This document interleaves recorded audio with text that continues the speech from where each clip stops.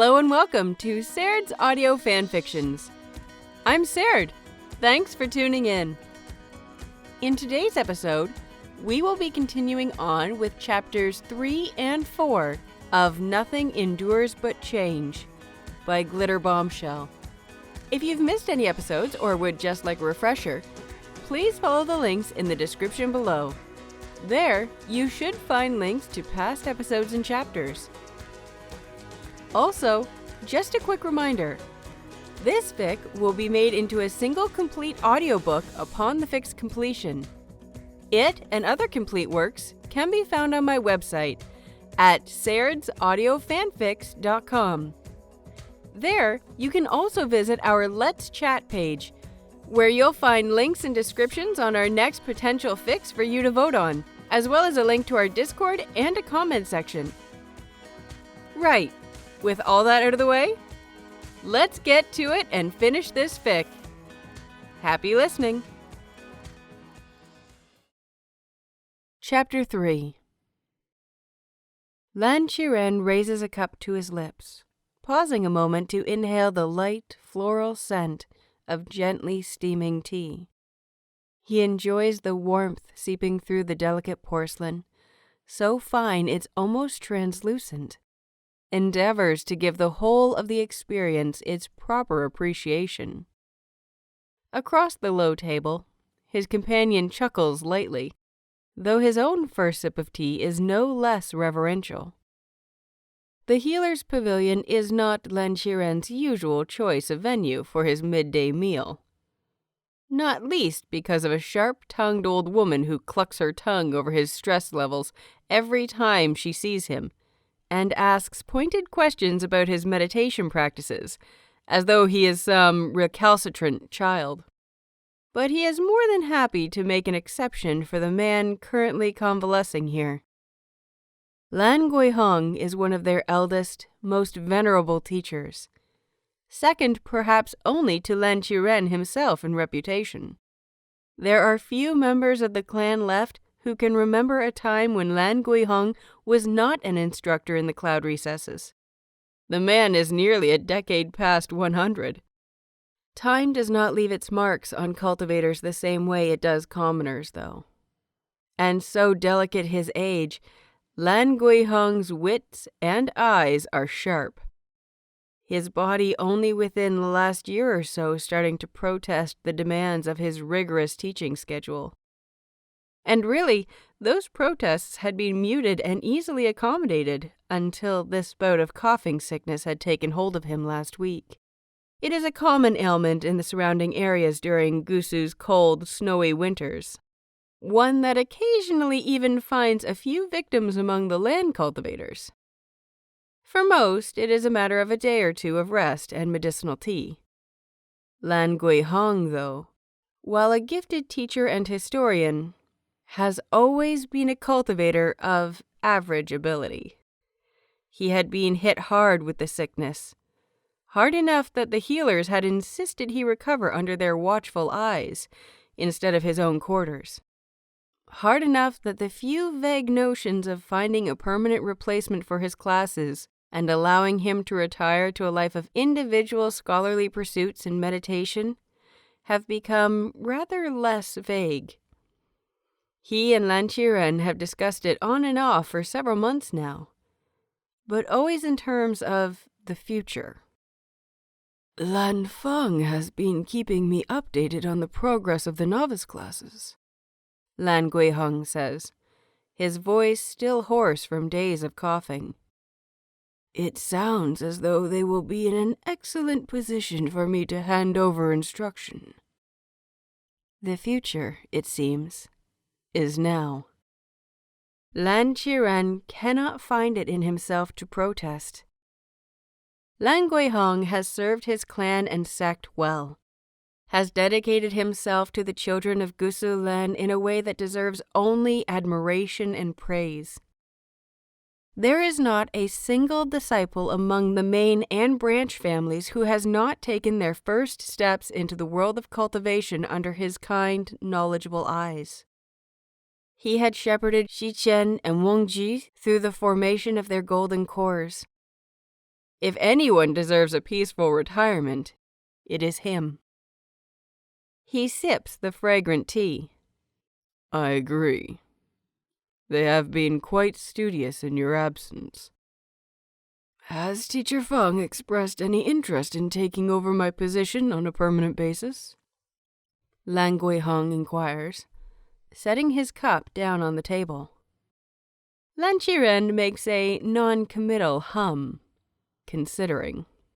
Certainly Lan Feng is a capable instructor, one of their best, and under most circumstances would be a natural choice. Lan Guiheng's unique position in their clan is not most circumstances, though. His replacement will be responsible for helping to shape the very youngest of their disciples, guiding the children of the Lan clan on the path of cultivation.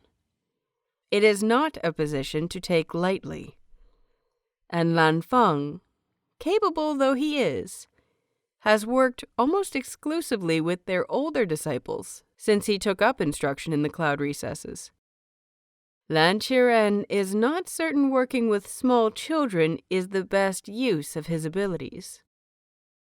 Unfortunately, there are not many other candidates available. With the election of Wangji as excellency, Gusulan sect's influence and prestige has only spread. Lan Qiren had had his misgivings, many of them tied directly to his nephew's cultivation partner. But Wangji has raised the challenge admirably. His leadership has proven beneficial to the cultivation world as a whole, and Gusulan in particular. Hardly a day goes by that Lan Qiren does not receive some message or missive from outlying sects and clans asking permission to send their young disciples to study in the cloud recesses, even outside the traditional guest periods. Apart from their swelling student ranks, Wangji has enacted many plans and programs to try and get their disciples more involved in the surrounding territories. Educational exchanges, medical seminars, literacy outreaches. Wangji seems determined to erase the stain of corruption and complacency in the cultivation world as quickly as he can. There has been some grumbling among the elders of the clan that it is too much change too quickly. But Wangji has thus far proven to be the more stubborn force, and one can hardly argue with the results. For the time being, Lan Qiren is content to simply monitor the situation and ready himself to step in if Wangji gets too far ahead of himself. However, with the increased numbers of disciples and guest disciples, as well as those assigned on educational and charitable enterprises, Lan Qiren has found his roster of available instructors stretching thin. They've had to combine a few of the upper classes while Lan Guiheng has been ill in order to prevent too much disruption to the schedule. As far as problems go, he supposes it's a good one to have. But it is a problem. He takes another sip of his tea, stroking his beard with his free hand in thought. If Lan Feng does not wish to step into your role, there are other possibilities, he says. Up to and including himself taking over the novice classes until a suitable replacement can be found, though the option has little appeal to him. Do not trouble yourself with anything beyond your health and recovery, old friend. They pass the rest of the meal in pleasant conversation, until the bell signaling the start of the afternoon study period tolls through the cloud recesses. At that point, the head healer respectfully ushers him out of the pavilion. He respectfully ignores her pointed questions about his stress levels and meditation practices. He can trace the exact origin point of his elevated stress levels to the moment when his younger nephew strode through the gates of the cloud recesses with a resurrected Wei Wuxian in tow, claiming that they were now married, of all things, and takes his leave. The day is pleasant for this time of year. The cloudless sky a brilliant sapphire blue, and the cold snap of the air refreshing. And he briefly considers taking a stroll. He could check in with some of the younger disciples, ensure they are using their study period wisely. Perhaps visit Wangji and discuss plans for the discussion conference that will be held when the snows melt, without the unasked for and unnecessary input of Wei Wuxian, as the troublesome creature usually secludes himself in the Jingxi or the library whilst Wangji is working. Unfortunately, the pile of paperwork he has sitting on the corner of his desk in his own quarters is a greater priority right now. With Qiren still in seclusion and Wangji busy with far greater work, he has taken back the duties that fell to Qiren when he took his rightful place as sect leader. It's not a burden. There is so little he can do to actually help Qiren. This is nothing. This is the least of what he is willing to do to support his nephews. However, he cannot deny that while he doesn't think he is ready to retire to a life of study and private cultivation, there is a part of him that wishes he had the option to. But such are unworthy thoughts, and useless besides. The situation is what it is, and he has long ago reconciled himself to sacrificing whatever is required of him in support of his brother's children. Hurry up! I am hurrying! There's no running in the cloud recesses. How am I supposed to hurry if I don't run? I don't know, just walk really fast. Lan Qiren pauses mid-step as the furiously whispered conversation reaches his ears.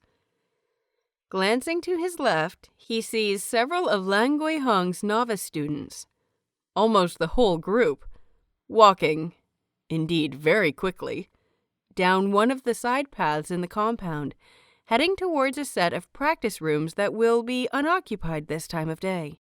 They are obviously trying to be stealthy and unobtrusive. In the manner of young children, even disciples of Gusu Lan, they are being neither. Lan Qiren is struck with a sudden, overwhelming premonition that investigating will cause him nothing but cold, bitter regret. He follows anyway. Strangely, the children seem to be following the lead of the youngest novice, a boy from one of the branch families whose progress both Lan Guihong and Lan Feng have expressed concern over. Having worked with the class for several days when Lan Feng's duties took him elsewhere, Lan Qiren has to say he shares their concerns. A disappointing case. The child clearly has potential, else Lan Guihong would not have kept him in the novice class this long. But not every child who comes to them with potential is able to cultivate. He believes Guihong had been making quiet inquiries about possibly shifting the child's studies over to the healers when he first fell ill. In all of Lan Qiren's interactions with the novice class, the youngest has been but a silent shadow of his cousin. He sits with his eyes averted and struggles through their lessons, obviously putting in a great deal of effort into his studies, but not attaining the desired results. The mathematics class Lan Qiren had to take over yesterday had stretched the limits of his patience. Now, though, the nervous, silent boy walks confidently, his head held high and straight as he leads his classmates to the practice rooms. The children have not broken any rules. Yet, the jaded voice of experience whispers in his mind. And as such, he allows them to continue towards their destination, curious despite himself. The sense of foreboding, though, does not grow any weaker. As they turn a corner, Lan Qiren realizes two of the boys are carrying what looks like stacks of talisman paper and a few tallow candles. He feels his eyes widen at that, and he quickens his steps. Even so, his presence goes unnoticed when the children stop in front of one of the empty practice rooms. one that has a small note tacked onto the door. The smallest novice reads the note and then raps firmly on the door. When no answer is forthcoming, he straightens his shoulders and knocks again, louder this time. Then, "Senior Wei? Senior Wei, are you in there?" he calls, and Lan Qiren feels his blood thunder through his veins, a familiar mix of anger and irritation swirling sourly in his stomach. Of course it's something to do with him. The door slides open a moment later, and Wei Wuxian pokes his head out. He looks confused for a brief instant, but then he is smiling widely at the children. "Boys," he says, glancing around the small circle of faces he now finds himself surrounded by, "there's more of you today." "Brother Jingyi said you wouldn't mind," Lan Xin chirps. Wei Wuxian snorts, crossing his arms over his chest as he shakes his head. "Oh, he did he?"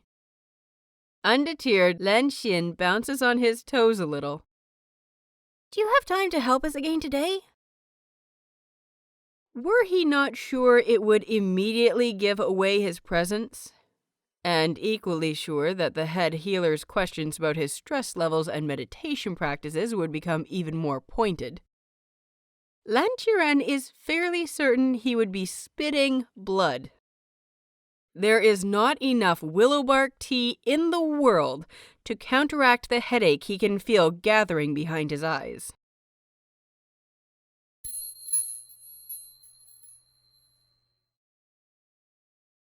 Chapter 4. For a timeless instant, Lan Qiren is tempted to pinch himself.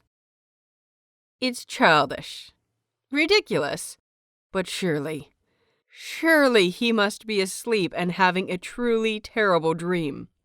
A nightmare.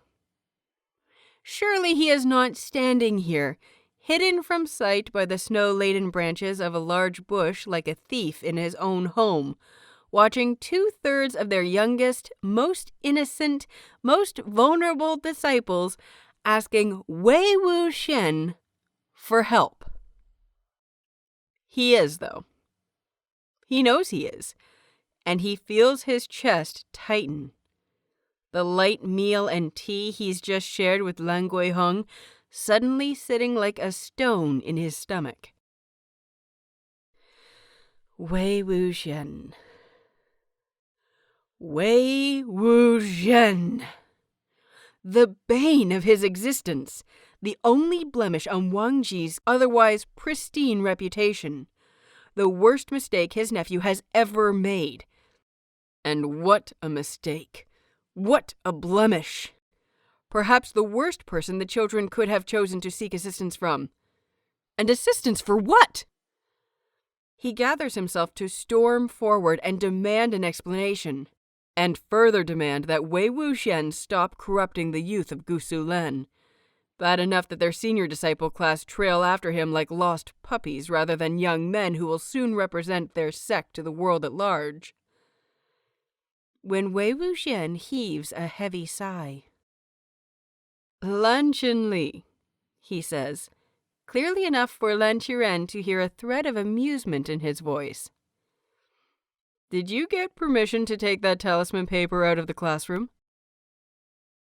The boy in question, a fine, upstanding student who can already recite the first 1,000 sect rules with only a few vocabulary errors, actually ducks his head, stubbing his toes in the drift of snow that the wind has scattered on the walkway. "It's not against the rules," he says, and Lan Qiren inhales, opens his mouth to announce himself. For the second time, his action is arrested, this time when Wei Wuxian speaks. Someone not telling you no is not the same as them telling you yes. What if your teacher needed those supplies for your lessons today? I am happy to help you, but and I can't believe I'm saying this, I'm not interested in helping you get into trouble with your teachers. You should all know better. The boy's shoulders slump, and were Lan Qiren less disciplined, he has the uncomfortable feeling that his jaw would have just dropped. That was not what he expected to hear. Did Wei Wuxian just scold the boy for doing something improperly? Pinching himself begins to sound like a good idea again. Wei Wuxian holds a serious expression for a moment, then squats down so he is eye level with the novices. I suppose it's a good thing I have plenty of talisman paper of my own then, huh? He says. The children brighten immediately, crowding in closer to him. What do you need to practice today then? The students all start talking at once, in direct opposition to their usual calm, ordered responses, and Lan Qiren narrows his eyes. Days. As far as he knows, these children have only known Wei Wuxian for a few days, and already he's been a bad influence. How is it possible for one person to be this much of a disaster? Does he ruin everything he touches? It's enough to break him out of his momentary shock at the sight of Wei Wuxian behaving like a responsible adult, and he bristles. He takes a step forward again, takes in a breath to call out again, to put a stop to this madness and, Grandmaster? And is interrupted again. He startles at the voice behind him, covers it up by whirling on the new presence. Lan Zhan and Lan Jingyi shrink back from him a little, and he belatedly realizes his anger must be showing on his face. He takes in a calming breath, schooling his features as he flicks his sleeves into order. Grandmaster? Lan Zhan says again, his tone cautious. Is there something we can assist you with? The two young men are each carrying an armload of what looks like the most random assortment of things Lan Qiren has ever seen. A set of Gusulan robes, brushes and inkstones, several Chan Kun pouches, and a jar of some kind of kitchen spice that has absolutely no business being in the cloud recesses, judging from the truly alarming shade of red that rims the lid from where the lid has jostled loose. Lan Qiren is both desperately curious and certain that for the sake of his sanity, he does not want to know. What, he grits out, is going on here? Lan Zhan's eyes flick to the scene behind him where Wei Wuxian is still talking to the novices. An unreadable expression flashes across his face before he elbows Lan Jingyi in the side. Lan Jingyi splutters before he, too, glances further down the path. Unlike Lan Zhan, his face is an open book of surprise, dismay, and finally panic. Grandmaster, it's not... They were just, Speak clearly, Lan Qiren snaps. The novice class just wanted some extra help preparing their final exam in a couple weeks. Lan Jingyi gets out in a rush. Lan Feng, Teacher Lan, told them they wouldn't move on in their studies until they could demonstrate mastery over their basic spell work. And some of them freaked out. They liked Master Wei so much when he had to watch them the other day, and he's been so helpful on our night hunts. He trails off with a helpless shrug that threatens to dislodge the alarmingly red kitchen spice in his arms. I didn't see any harm in sending them to see if Master Wei could tutor them. Didn't see the harm, Lan Qiren repeats, incredulous. He whips back around in time to see Wei Wuxian usher the last of the novices into the empty practice room he's been doing who knows what in, And this time he does not allow himself to be distracted as he strides down the path, determined that whatever madness this thorn in his side plans to perpetuate will not come to pass. He is nearly to the door when Lan Zhan suddenly darts in front of him, his arms now empty of the things he had been carrying. "Grandmaster, wait!" he says, spreading his hands as though he might try to fend Lan Qiren off physically. Almost immediately he lowers them, pressing his lips together for a brief moment before drawing himself to his full height. A hard, determined light enters his eyes, and he sets his jaw. "Please, just a moment." For a fleeting instant, it is as though the past and the present blur together. In that instant, Lan Zhan looks so much like Wang Ji. Lan Qiren pauses, a strange feeling twisting in his chest. Capitalizing on the hesitation, Lan Zhan speaks again. "Grandmaster, please, I would ask that you not be so quick in your judgment. Master Wei hasn't done anything wrong." "Yeah!"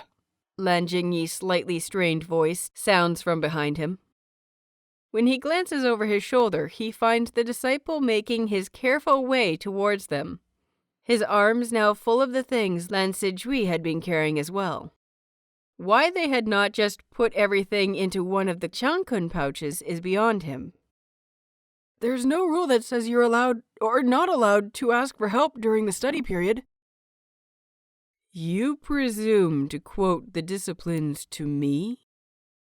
Lan Qiren turns to glare at Lan Jingyi, who gulps audibly and scurries the last few steps to come to stand beside Lan Zhan. "There most assuredly are rules about associating with those who willingly turn from the righteous path." "Is that truly what you think of him?" Lan Zhan questions, his voice low and calm, yet somehow more intense because of it. "That he willingly—" He cuts himself off, swallowing and shaking his head. "Do you truly believe Master Wei still cultivates evil?" "Has he given me reason not to?" Lan Qiren counters harshly. Even as he says it, his own conscience demands that he acknowledge he's not being entirely fair. It sits heavy in his heart, twisting and slithering like a snake. Lan Zhan's face grows somehow colder, and if his actions echoed Wang Ji before, now the resemblance is truly uncanny. Lan Qiren recognizes the expression that sits on his great-nephew's features. Intimately. Wang Ji has worn it many times before, though it had only appeared after Wei Wuxian came into his life. Lan Zhan is not backing down. "Have you ever given him a chance to?" he demands. He demands it respectfully, politely, but he does demand. Beside him, Lan Jingyi briefly looks as though he wants to curl up on the ground and die, but he stands firm beside his friend, lending silent support. The sheer audacity actually stuns Lan Qiren into silence for a few heartbeats. That these disciples, these children, would dare. He was wrong. Lan Zhan does not remind him of Wang Ji in this moment. This is all Wei Wuxian. And Lan Jingyi too? True, the youth has never been a model of Lan decorum, but he has never been this defiant. This is what he feared when Wei Wuxian started spending so much time around their junior disciples. This is what he fears will happen to the novices. only so much worse. Because at least Lan Zhan and Lan Jingyi have had proper instruction, have had years of proper role models, have learned how to differentiate between right and wrong. Grandmaster, Lan Zhan says again, and for the first time, there is a fissure of uncertainty in his voice. That is all I ask. Just give Master Wei a chance to prove himself to you. If you would only just listen for a few minutes. You are inviting me to spy? Lan Zhan takes a deep breath. I am inviting you to observe. Please, great uncle, just please listen to what Master Wei does. Just for a few minutes. I will accept whatever punishment you deem necessary. All I ask is a few minutes of your time. Lan Zhan had not called him great uncle since he was 9 years old. It would not have been proper once he officially moved into the disciples' quarters and began cultivating in earnest. Lan Qiren is not entirely sure he's aware he has done it now. Lan Qiren glares at them, lifting his chin and huffing to himself. The two disciples meet his gaze steadily, if a little fearfully in Jingyi's case, but his refusal to allow Lan Zhan to be the only one to face his ire is admirable. This is important to you, he says, narrowing his eyes at his nephew's adopted son. Lan Zhan sighs, the tense set of his shoulders relaxing somewhat. It is, he says. Lan Qiren considers, some small part of him horrified that he is even doing that much. Still, perhaps there is merit in gathering more evidence. He does not need anyone's permission to forbid someone from interacting with their students. Education in the cloud recesses is his domain, after all. But perhaps this would allow him to do so without argument, without causing more strife between him and Wang Ji. It will be hard enough to replace Lan Guiheng without having to worry that the novice's next instructor will have to undo bad habits and incorrect methods picked up from Wei Wuxian. If indulging Lan Zhan for a few minutes lessens his stress later, perhaps it is worth it. Lan Qiren heaves a put-upon sigh. Very well, he says. Where shall I observe your Master Wei from? Distaste curls through him at the thought of stooping so low as to spy upon a guest of the cloud recesses. Even this guest. But he supposes he shouldn't really be surprised. It is Wei Wuxian, after all. Of course, anything involving him would be antithetical to the Lan disciplines.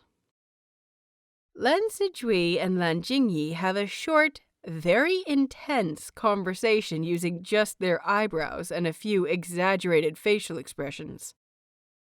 Lan Jingyi finally rolls his eyes and heads for the door of the practice room Wei Wuxian had led the novices into, juggling the supplies in his arms awkwardly. Lan Zhan hesitates, then quietly gestures to the door of the adjacent practice room. Lan Qiren barely keeps his distaste from curling his lip, this time. So they will genuinely be spying. He has agreed to this course of action, though, and so he swallows it, sweeps into the room behind Lan Zhan, and waits as the young man closes the door.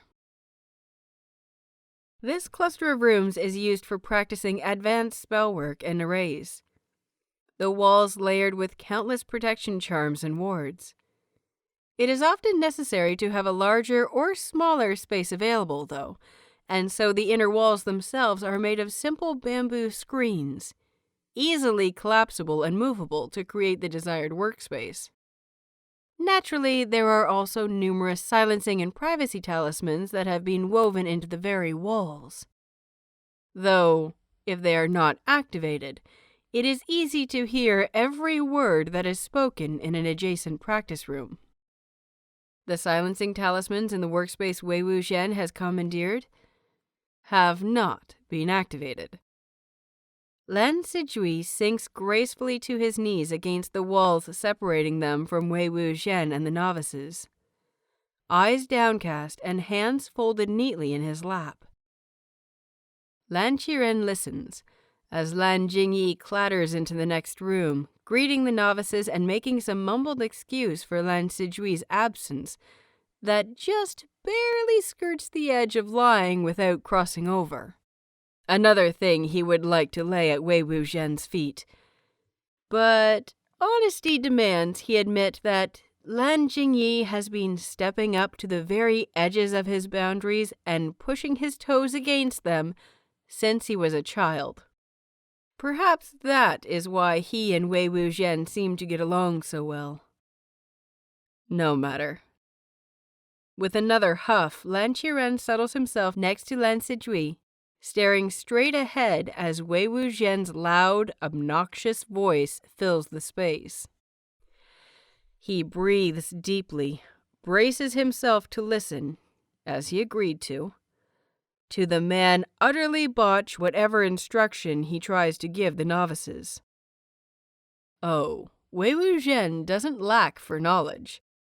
In the absence of any other choice, Lan Qiren will concede that Wei Wuxian is and always has been a prodigy.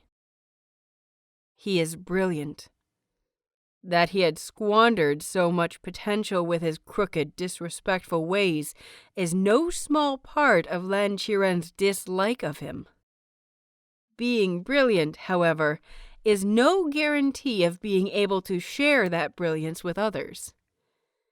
Whatever assistance he provides on the older disciples' night hunts, Lan Qiren knows he will hear nothing here that will convince him Wei Wuxian should be allowed to tutor their novice classes. He adopts a comfortable meditation pose, certain he is about to listen to a disaster. He straightens his spine and waits. And waits. And waits. And slowly, with ever-dawning horror, he realizes that he will not be hearing a disaster at all. Wei Wuxian. Wei Wuxian. Wei Wuxian is not holding a mere study session or providing some outside tutoring. Wei Wuxian, the bane of his existence, is teaching an engaging, competent, completely age-appropriate masterclass on talisman work. Lan Qiren sits frozen, listening as Wei Wuxian lays out clear directions for the exercise that the novice's final exam will take the form of. Fields question after question, reassures and encourages with every breath. That hated voice is calm and infinitely patient. His corrections are firm, but never unkind. His every method is textbook correct. Even as he occasionally branches out into how something can be adapted or repurposed, depending on the situation. And the novices? Lan Qiren listens to the novices absolutely blossom. Their questions are eager and curious, bright with excitement, and yet Wei Wuxian maintains order in a way he never even bothers to do for himself. They listen to his every word and Lan Qiren does not have to use much imagination, if he were taken to such flights of fancy, to picture them staring at him raptly, following his every gesture like flowerheads following the sun. It is like listening to one who has done this all their life. It is like listening to one of Lan Guiheng's classes from years ago. Though he doubts that even in his prime, Lan Guiheng bounced around the classroom quite so much as Wei Wuxian is doing, judging by the sound. He listens, shock and disbelief warring inside of him, as Wei Wuxian actually guides the novices through their final exam exercise, inviting them all to try. The candle scenario is a test of control and application that these novices should still be weeks away from achieving, based on his own experience and observations. And yet... Ha! There, Lan Xin, what did I tell you? You only needed some practice, and look at you! Just a bit more concentration. Don't worry about the force. Just hold your intention clear as you can in your mind. Lan Xin. That was the youngest disciple's name, wasn't it? The one that he, and Lan Feng, and even Lan Guiheng had all but given up on as a lost cause for cultivation. And yet Wei Wuxian is praising him as highly as the others, as though he... Excellent! Look at that, everyone! The wick is still straight as an arrow! Well done, Lan Xin! Lan Qiren stands abruptly. He ignores Lan Zijui's startled exhalation, the questioning call of, Grandmaster? He maintains a measured, unhurried pace. He is not retreating. Not from this. As he exits the practice room and sweeps up the paths back to the main part of the compound. He does not hurry, but nor does he stop. Not when he hears Lan Zijui call after him, not when he hears other voices addressing him. He does not stop until he is back in his own quarters. He has a meeting with Lan Feng scheduled in a little under an hour to discuss the problem of the novice class and what can be done to find a proper replacement for Lan Guiheng.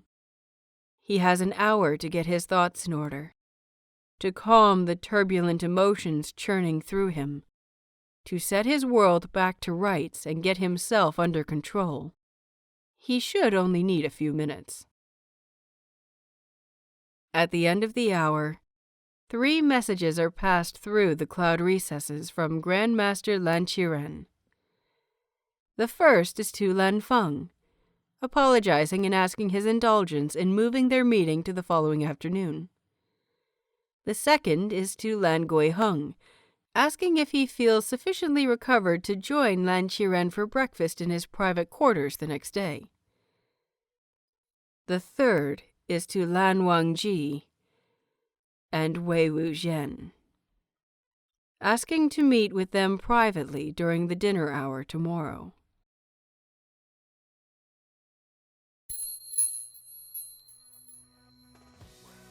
Well, that's it. I hope you've enjoyed. This has been chapters 3 and 4, and brings us to the end of Nothing Endures But Change, Part 2 in the Joy in the Midst of These Things series. Written by Glitterbombshell. Narrated by Serdd. Theme music, Spirited Away. Continuing on with our bi-weekly updates, our next fic will be The Past Cannot Be Changed, The Future Is Yet in Your Power, Part 3 of the Joy in the Midst of These Things series. If you're not aware, I will be continuing to alternate my weekly updates between the Joy in the Midst of These Things series and my Buffy Universe, Her Way, Changes, and His Way trilogy.